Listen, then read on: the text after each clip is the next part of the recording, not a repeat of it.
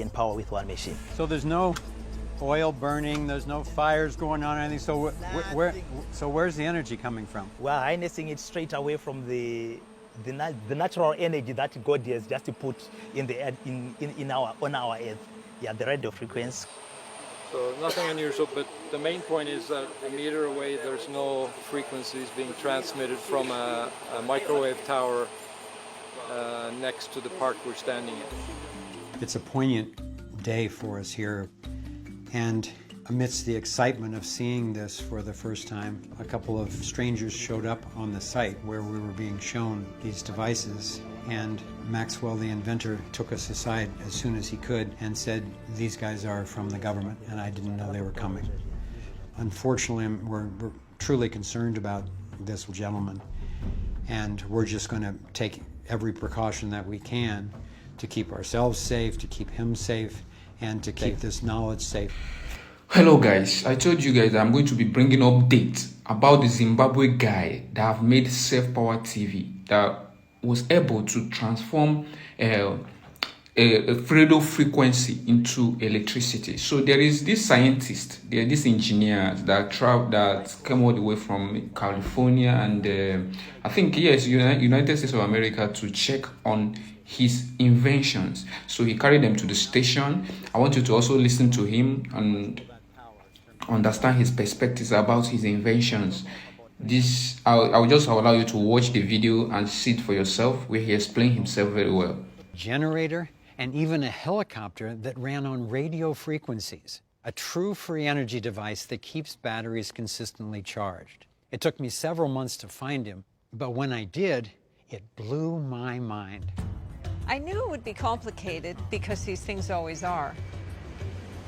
Going to Zimbabwe, the Ethiopian airline that we had tickets with had just had a major crash, and a cyclone had just ravaged the area, leaving hundreds dead. Well, we're sitting in a hotel in Harare, Zimbabwe this morning. We're here today to start the vetting process and find out, okay, what's real? Over 95% of the time, these things aren't what they claim to be. This time we took engineer Nils Rognerud to assist with the vetting. When Nils and I arrived and met Maxwell, I was very impressed with just what a gentle, true-seeming soul he was. And then the next morning, we went to see the device, and he gave us a full tour. I was practically ecstatic. It was such a beautiful, elegant device. What we're looking at is called the green power off-grid machine. It is 0.5 megawatts, and we are relying with the radio frequency. We harness the radio frequency, convert it into pure energy that is useful. It is called a microsonic energy device. A microsonic energy device, it is the generator in this machine. For people who are not familiar with this, 0.5 megawatt, how much will that power in terms of a house or a community or what? We're talking of about 300 standard house homes, yeah. Okay. That you can power with one machine. So there's no oil burning, there's no fires going on or anything. So where's the energy coming from? We're harnessing it straight away from the natural energy that God has just put in the earth, on our earth. Yeah, the radio frequency. So nothing unusual, but the main point is that a meter away there's no frequencies being transmitted from a microwave tower next to the park we're standing in. It's a poignant day for us here, and amidst the excitement of seeing this for the first time, a couple of strangers showed up on the site where we were being shown these devices, and Maxwell, the inventor, took us aside as soon as he could and said, "These guys are from the government," and I didn't know they were coming. Unfortunately, we're truly concerned about this gentleman, and we're just going to take every precaution that we can to keep ourselves safe, to keep him safe, and to keep this knowledge safe. The microphone we had on Maxwell picked up the conversation that he had with one of the officials. So we quickly got the tape translated and found out that the government official was promising Maxwell a power purchase agreement where the government would pay him for generating energy for the country. It was good corroboration that they believed he had what he claimed. Although Maxwell didn't trust him because the government had already put him in prison in an effort to steal his technology. A brief trip into the future with inventor Maxwell Chikumbutso. He's claiming a scientific breakthrough with this green energy technology, an electric car which he says converts radio frequencies into energy. The powertrain, we did it in-house, which makes it the first electric vehicle in the world that drives without needing recharging systems. On the greener power off-grid machine, it's very unique. For the first time, energy is being generated using a radio frequency and without moving paths. Chikumbutso is not the typical scientist. He dropped out of school aged 14 and says he's developed his blueprints through research and visions from God. A showroom in Harare showcases his prototypes. A helicopter that operates using any one of the 5 fuels, including paraffin, a drone and a household transformer that he says can multiply power 100-fold. But he says breaking his disruptive technology into the world has not been easy. He's failed to patent his work.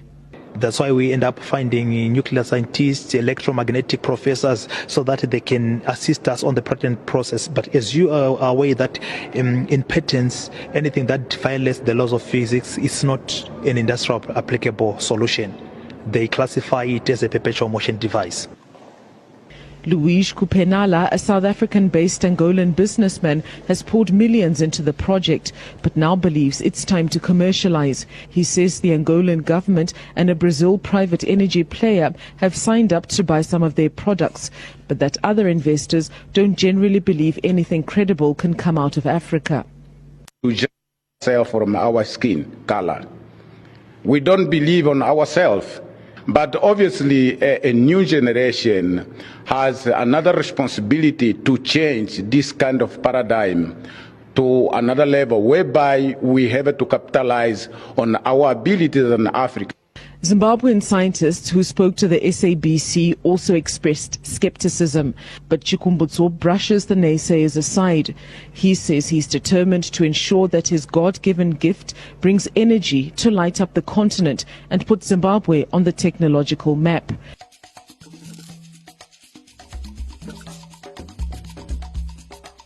Big Blue started at 4:36 p.m.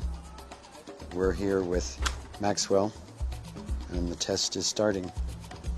Once we arrived on site, our goal for the vetting was to establish that the device could power a welding machine, which uses a lot of electricity very quickly, for long enough that it couldn't be running on batteries alone. So you were asking where the energy came from. You mentioned the other day the sun, but it's not like solar energy. No, right? it's not. We're not using solar energy because this one is not even affected with clouds, light, and things like that. It just works. So the energy, the radio frequencies that you're harnessing, are they there in space, in the field all the time? Yes, they are. From the first day we started to test the machine, we have been analyzing and we saw that the radio frequency is there. But one thing that we want to know for sure is it alien or is it man-made from another planet or is it from God? That's where we need, I think, scientific people to define exactly. But we know the radio frequency, we have everything. If it's still a fully charged battery, the test is successful. It's not screws. Oh, that's 217. 0.9. That's perfect. We get it. So that's the 18 battery. Yeah, that's the 18 batteries. So that's higher than the nominal voltage. Dude! Wow! So much. That is awesome. That's the 18 4-volt batteries. So that's higher voltage. Thank you. Give us 2 thumbs up. Thank you so much. One final check of the battery voltage revealed a shocking result. Not only had the machine outlasted the expected battery life, but the batteries were still fully charged. This proved that the device was being powered from an unknown energy source. Thank you. This is one of the happiest days of my life, and I am so proud of this man who has gone through so much. He's listened to the voice of the divine coming through him, and he's done whatever it takes to bring this through for humanity. So congratulations, my friend. Thank you so much. Now we're going to get you well.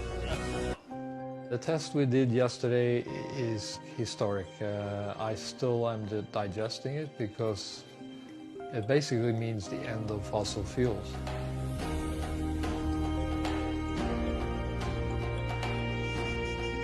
One of the painful realities I have seen in energy is this is a very dangerous game altogether.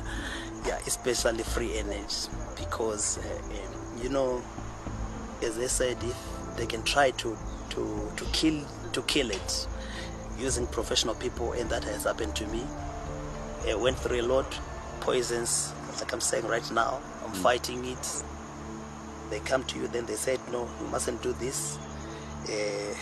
When they see that you're not giving up, then they can just frame you. Then they can say, no, you have done ABC. My prayer is this thing must see the light of the day.